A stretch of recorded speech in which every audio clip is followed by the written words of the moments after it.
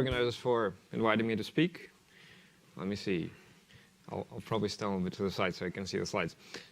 Yeah, so I'll talk about sort of our efforts to do kind of integration, and mostly in the context of comparative studies that I imagine a lot of people are pursuing, and kind of clinical comparisons. So like control versus, let's say, disease cases. And we're focusing on the single-cell transcriptomic data.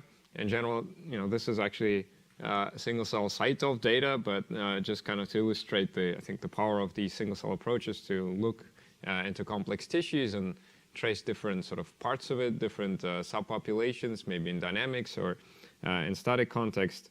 And so now these techniques are more mature, and a lot of folks are using them for different purposes. And there's kind of like two main classes, I think, that can be easily separated. There's this ongoing, very active tissue mapping efforts at CZI and beyond. Human Cell Atlas is a big collection. HubMap is sort of the NIH effort to get into this kind of mapping initiative, and as well as BRAIN. And that's great. I mean, they're very active and scaling up. So the other type of efforts are essentially comparative, and a lot of it happens in the context of disease. And so HTAN, I think that NIH has started is looking at a human tumor atlas sort of thing. The Lifetime project that is starting up in Europe that would also longitudinally look at the impact of disease on these tissues. So using some of the same kind of single-cell assay resolution techniques, but to start to look for the types of perturbations that you see in disease, for instance.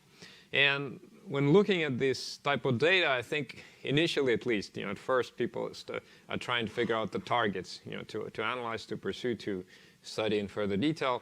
And a target, at the very simple case, can be a cell type, subpopulation, let's say, that's most affected by the disease, and maybe mediating some of the phenotypes. And obviously, since you have deep molecular data on this, you can then go in and try to figure out what specific pathways were perturbed in these cells, and then try to intervene somehow, for instance. Yeah, so that's a general logic. And so within this context, I'll show you an example of a study we've been pursuing and the types of tools we had to develop for it, and then kind of discuss where this all leads. And for us, there's still a lot of work to do. So yeah, so in these types of comparative studies, you basically have more complex designs. And particularly in disease, you would have, obviously, usually healthy controls, so some sort of controls. So you have multiple patient cohorts. Quite often you want to look at multiple tissues, and if you're looking at kind of longitudinal sampling or maybe effective treatment, then you also have multiple time points there as well. So the example is our study that we're still putting together on the impact of prostate origin metastasis on the bone marrow. So just to give you kind of overview of design, so we have multiple patients. We're able to get material from spinal decompression surgeries. And so during the surgery, we can extract actually a sample of a solid tumor. So this is little t-SNE plots for multiple individuals that we had. But from same individuals, we could get a liquid aspirate of a bone marrow as well at the site of the metastasis. So you get another set of samples that are actually paired between individuals. We can get liquid aspirate of bone marrow at the distal vertebrate site that is supposedly not to be affected by the metastasis, and we could get bone marrow from controls. In our case, controls are actually individuals who have undergone hip replacement surgery, so they still have inflammation, but it's not cancerous. We could get blood over time, obviously, and you could potentially look at other tissues as well. So it ends up being kind of this very large collection. And in general, I think the initial questions that we ask, well, what are the compositional changes linked to the presence of the disease? And what is the impact of the disease on the state of individual cell types? So let's say a particular T cell subtype. For the effect of treatment, it's also kind of a comparative study. It might have a temporal aspect to it, so it might get a little bit more complicated. But in general, for effective treatment, you need more samples. We're not there yet. So for these types of questions, to answer these types of questions, the first thing we needed is a way of tracking a particular cell type through this collection. And now, collection can be quite heterogeneous, particularly if you're looking at sort of severe disease cases. It can lead to distortions of tissue composition, appearance of new cell types, the disappearance of others. And so there's no guarantee that the same cell type will be actually present in all the samples.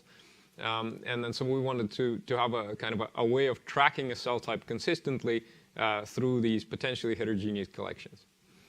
And if you simply put together these different samples from different individuals, from different tissues, and so on, they tend to kind of roughly separate by patient. So there's a lot of inter-individual variation, sometimes by technical batch. And so what we want is some kind of a more aligned or mixed version like this. And so that's what we've set out to do initially. And so the approach we've developed, called CONUS, is based on these kind of error-prone pairwise alignments.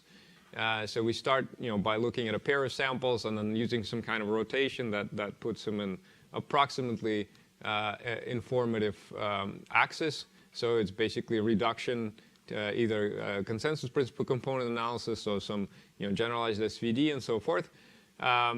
We've recently added CCA as well that Sarah has been using. That's quite useful, I think, for particularly distant alignments like evolutionary alignments and so on. In any case, you could even use, for the most part, we use very simple reductions. We actually use principal component analysis to get the eigenvectors of individual cell types and then individual samples, and then project them both to a joint space. And then we established some kind of a mapping, initial putative mapping between them. We started using these nearest neighbors, and then when John Marioni's group has published their mutual nearest neighbor, we switched to that. So it gives you a putative mapping, let's say, between these red cell types. But in any two pairs of samples, that's likely to be error-prone. So the idea is to do multiple comparisons across all pairs. So if you have a large collection, you have plenty of pairs to work with. And in essence, if this red subpopulation represented a recurrent subpopulation within the collection, it would continuously tend to reflect on itself, forming kind of a clique in this large graph that we can recognize easily using a variety of algorithms, essentially community detection algorithms. So in the end, what we have is this essentially very large graph connecting all the cells. It's a weighted graph collecting all the cells in the collection. We do keep actually some low-weight local edges as sort of a weak prior for the cluster seen in only one sample. But in general, this graph allows us to link all the cells, and we can do a variety of things with it. So first, we could use it for visualization. It's essentially just projecting the graph into 2 dimensions. We could use it for clustering to get these groups that would track across the collection.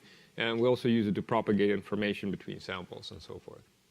All right, quick example. So this is looking at bone marrow and cord blood controls from Human Cell Atlas. This is the actual projection of the joint graph. This is how different samples mix in there. This is individual samples basically projected onto this common embedding. And the bone marrow, as you can tell, is consistently similar, but consistently different from, let's say, cord blood. Right? You have a lot more hematopoiesis actually going on in the bone marrow, at least visible. Now, these are 2 different tissues, but imagine that there were actually conditions that you're trying to compare, and then visually you can even tell how this type of alignment allows you to start doing comparisons to see where things are changing. We're looking for some properties of this approach in general for the integration approaches, and particularly we hope that we can get a sort of increasing resolution as the size of the collection increases as well. So it's a little bit challenging because, again, of inter-individual variation, which is nicely hidden here. But if you're sampling folks who are, let's say, samples that have differences from one another, you're kind of learning more about population variation. But despite that, you want to be able to distinguish finer and finer, let's say, subsets of cells, let's say T cells, if they recur in the population.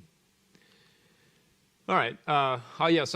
Since I'm here, I have to show some examples. So more kind of diverse stuff. So for instance, the most diverse kind of collection we could think of would be these organism atlases, and this is from Tevler from CZI.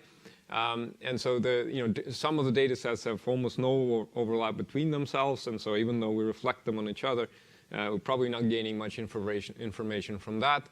We actually went ahead and combined it with another mouse cell atlas from Geiji Gua's group. So it's using a microwell technique that gives sort of shallow coverage but more cells, and just kind of put it all together.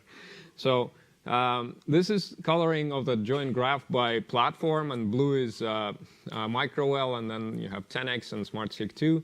In the places where they should align, they do align. So let's say like hematopoiesis is nicely laid out. You have progenitors here, neutrophils, let's say B cell branch, macrophage branch, and so forth. But even from the coloring, you can tell that a lot of things do not align, right? And looking at this carefully, we can tell that, of course, that that tissue is sampled in one data set, but not another. So despite these tremendous efforts, and it's obviously very valuable data, I think this type of overlap test shows that there's a lot more miles to sample, essentially. And I know CGI is actually doing a much deeper atlas as well. You can integrate across modalities, and here I'm just showing integration, let's say, of chromatin accessibility, long data with RNA data from the atlases, and then this is just the RNA view, accessibility view, and this platform view of this integration on the same embedding, essentially. It integrates fine. I mean, you could get reasonable resolution like T cells and K cells. You could tell that the, let's say, epigenetics still data sets still clustered together a little bit closer than the expression ones. So in general, these types of integration methods, they don't actually take any kind of instruction currently other than kind of a magic word to integrate. So the strength of integration and the factors that the integration overcomes, they're poorly defined at this point. And so it's quite natural for, let's say, for samples of different modality to still be a little bit closer to each other than the other modality, right? All right. So the other thing, sort of a word of caution, basically all these cross-modalities comparison depend on linking measures that somehow bring together, let's say in this case, accessibility and expression. It can be a latent variable, it can be a translation from one to another, but the quality of that linking measure is essential, right? So if you try to use kind of like simpler and simpler linking measures, at some point the integration will break down once the measure stops being informative. And it's very hard to actually know in advance whether you're doing a good job or not. Not a lot of benchmarks here. All right, so back to the comparative study. So this is kind of an overview of the samples we had from the bone marrow, and this is the integration for this prostate metastasis study. You see hematopoiesis here nicely. These are the actual tumor cells. T cells mature outside of the bone marrow, so they look like a separated cluster. You have a little bit of a stroma here, but mostly immune compartment. Okay, so there are some things you can do, right? And in essence, we split the problem into two aspects that are kind of two sides of the same coin. One is compositional shifts in terms of population frequencies, and the other one will be transcriptional shifts, right? The controlling for the compositional difference. So here, just visually, you could easily, for instance, plot cells that are in benign in blue and in all cancer fractions here in gray, and you see that let's say cancer fractions have much lower B cell progenitors and mature B cell compartments, so it appears to be impacted. And at the same time, they have higher, let's say, cytotoxic T cell and K cell frequencies, right? So even these types of visual comparisons here, let's say between the solid tumor and the liquid bone marrow that we get from the cancer patients, even visually, it can be reasonably well informative. But of course, we want to do statistics, and the question is, do these types of measurements, at least to the current scales, do they allow you to do that? So the simplest thing you can do, obviously, is to look at the fraction of, let's say, total cells, how that fraction changes, in our case, across different samples. And so, for instance, for the B cells, right, you see in the benign controls, you see pretty high fraction of the overall sample represented by these B cells, and very low in the cancer. Now, we only have, I think, 12 individuals we're screening here, cancer patients, and then so it's a relatively modest data set, but the magnitude of these shifts and their consistency between, from one individual to another is actually such that we can get statistical significance across, many of these cell types in terms of alterations. So obviously these are kind of low-hanging fruits, but they, statistically works out reasonably well powered. Now, the other thing that I want to point out that there are many ways of actually looking at this fraction problem, and so the simplest second iteration would be to start looking at subsets. So for instance, here it's fraction of the entire data set, but in fact what you probably care about, let's say, within the T cell compartment, how did the fractions change, or within myeloid compartment. So you could do these types of fraction analysis, at least within the cell types, recursively going down the tree. The other thing is centering. So if let's say B cells are going up, just because of that, the T cells will come down a little bit in fraction. So the variety of approaches that allow you to kind of center it and try to guess, which ones went up, which ones went down. Given the relatively low number of populations we're actually considering here, it seemed like most of these approaches are a little bit underdetermined. So you could actually shift that centering in a variety of ways. But these are kind of considerations to take into account when you're considering compositional shifts. So transcriptional shifts probably a little bit more interesting. So here we're controlling for compositional variation, and we just want to know, let's say, for a given cell type, the red one, how far did it shift between conditions? How much was it its transcriptional state impacted by, let's say, presence of metastasis? Was it in a consistent manner between different individuals and so forth?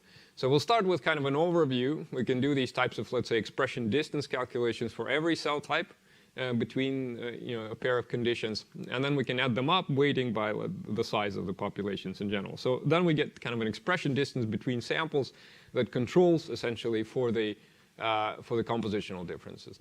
And this is another t-SNE plot, except every point here is a sample, right? And we're just looking how they group together. So the benign controls, they group together very nicely. They're much more similar to each other than the cancer individuals. The other thing you see is that these same color kind of points, these are liquid bone marrow, for instance, samples from the same individual. So they tend to group together. And then this is essentially inter-individual variation. So we could look at this more quantitatively. So this is expression difference between different individuals for different types of samples. So in the benign controls, so even though these individuals have inflammation, still overall they seem to be quite close to each other in terms of expression states of the cells within them. And as we go move slowly towards the site of the actual metastasis, the variation increases. Interestingly enough, we see this in other diseases as well, that you have a substantial increase in the amount of state variability as you move towards disease states. You could also ask, which cells are most affected. So here we're just comparing tumor versus liquid bone marrow, and simply every point is a kind of a pair comparison that we've done. In this case, we can control for an individual variation because we have multiple fractions from the same individual. So every point is a sample from a given individual. And here we simply rank cell types to see where the impact is greatest. Again, you could do statistics on this. So like some changes are significant, but many of them will not be. You could, in this case, we're doing it on a granularity of these subpopulations, which we can interpret. This is kind of the level of, let's say, clustering at which we decided to work. You could do this regionally by basically looking at neighborhoods. In this case, also looking at tumor versus non-involved, trying to screen where the biggest impact occurs in terms of transcriptional shift. And that's somewhere around macrophages. Just quick dive into these subpopulations for this particular study. So we have, let's say, this macrophage compartment that seems to have several monocyte subpopulations, and these what we will call tumor-associated macrophages, tumor-inflammatory monocytes. So the strong macrophage signature for this type, and monocyte for this one. This is kind of their quick characterization. The macrophages appear to be sort of an M2 type, and the monocytes show very strong inflammatory signatures. That's why we call them that way.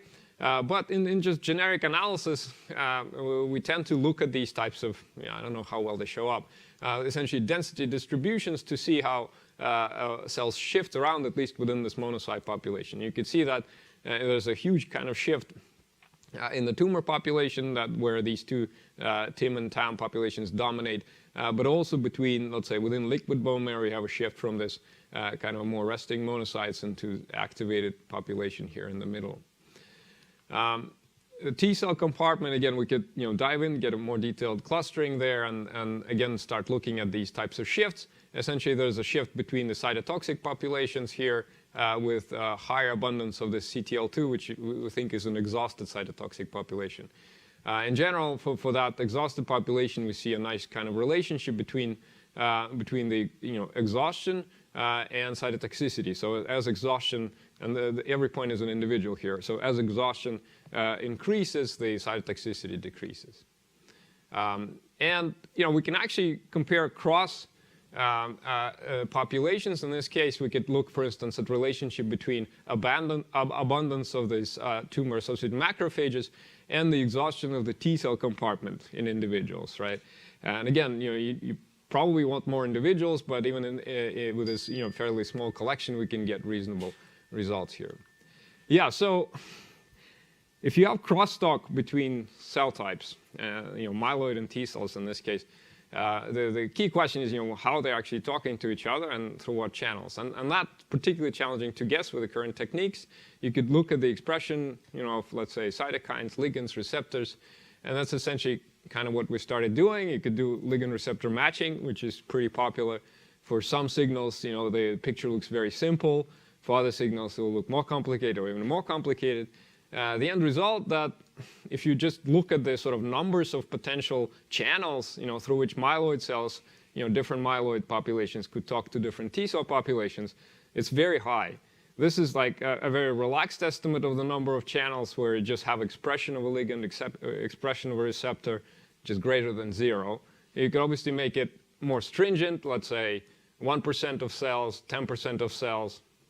But in any case, if you have, let's say, between TIM and CTL1, you have 57 channels, and between TAM and CTL1, you have 60 channels. It's very hard to argue that somehow one is preferentially talking to T cells rather than the other. So I think the overrepresentation approach hasn't been very informative. Differential context can help, and particularly correlation can help. So in this case, across individuals, we can look for correlation between, let's say, ligand and the receptor, which biologically doesn't have to happen, but there are cases like that that are pretty clear. And then finally, you could look at downstream responses as a way of guessing whether the crosstalk happens. So if, let's say, amount of ligand goes up, the downstream response in the T cell population goes up. This one is pretty challenging because you need to have a pretty good model about the downstream effect. So it's hard to screen dozens of channels that way. So that might be a potential approach. So for now, we're basically prioritizing these channels based on correlation, based on abundance change, and so forth. And then, with a good sort of consideration of literature and our capabilities, like what mice we have, try to pick the targets to go after. So it's still a manual process at this point.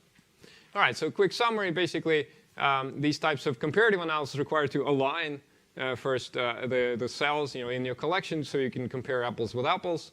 And there are a variety of methods for doing this now, including the one we've developed. And then in terms of analysis, it seems like the initial view can be broken down easily into this kind of compositional variation, and then for just transcriptional state difference that can be analyzed using these different types of diagnostic plots.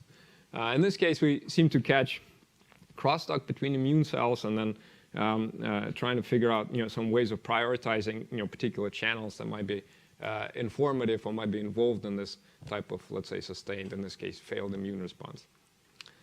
Yep. And overall, in this particular disease, we see very widespread effects. Most of the populations are affected in state and numbers, so it's a pretty systemic view. Finally, I wanted to thank all my collaborators, the PIs on this bone marrow metastasis effort, as well as folks in the lab who have been helping to develop all these tools. Thank you very much. Thank you, Peter. We have time for maybe 2 quick questions. I was wondering, you mentioned trying to harmonize like attack-seq data and RNA-seq data, and you talked about this linking measure, which was critical. How much of that linking measure is based on having a data set which is basically the same samples analyzed by both techniques, or not? I think what's best, and we actually tried to do this in the paper to match up, are the multimodal measurements, right, where you actually measure both in the same cell. Right. So there's a public data set from Jay Shindur's lab and the Sky Car, and also a paper just came out from our collaborators at San Diego called SNARE-seq. And these allow you to basically have a barcode mapping, right? So you don't have to guess. And you can align them, forgetting about the barcode, and then check how well you actually align things. The evaluation is, I think this is like the only benchmark in this whole field that I actually believe, to be honest. But the measure of alignment is a little bit tricky because there'll be, I mean, we don't expect the exact same cell to find each other, especially in larger population. So you either have to kind of make it scored by clusters or come up with some kind of a distance measure. So try to do like a rough version of it. But I think these types of approaches would be very useful for both optimizing the linking measures and evaluating which ones work better, and in general evaluating which sort of alignment algorithms do a good job. It's exciting research and a nice talk. I'm wondering, there's many approaches now for harmonization, data integration. To my eye, not everybody's talking about what do I do with the gene expression measurements on the back end. I've introduced a sort of complicated transformation to them. Can I still do differential expression? I didn't have time to mention it, but basically we do not in any way use transformed expression. In fact, we don't transform it throughout this entire process. The easy way of thinking about it is that when you're doing, let's say, differential expression, you're trying to figure out, what's different, systematically different in disease versus controls. You very much need the variation that you've seen within disease, within control individuals. And if you have any kind of smoothing that try to equilibrate them either within group or between groups, you're essentially losing signal and inflating your p-values.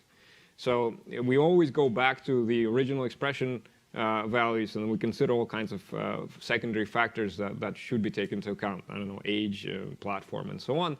And the way we model it, it essentially looks like, for a given cell type, let's say T cells, we do kind of essentially in silico purification, and then you end up with a setup where it looks like a set of bulk experiments on each side.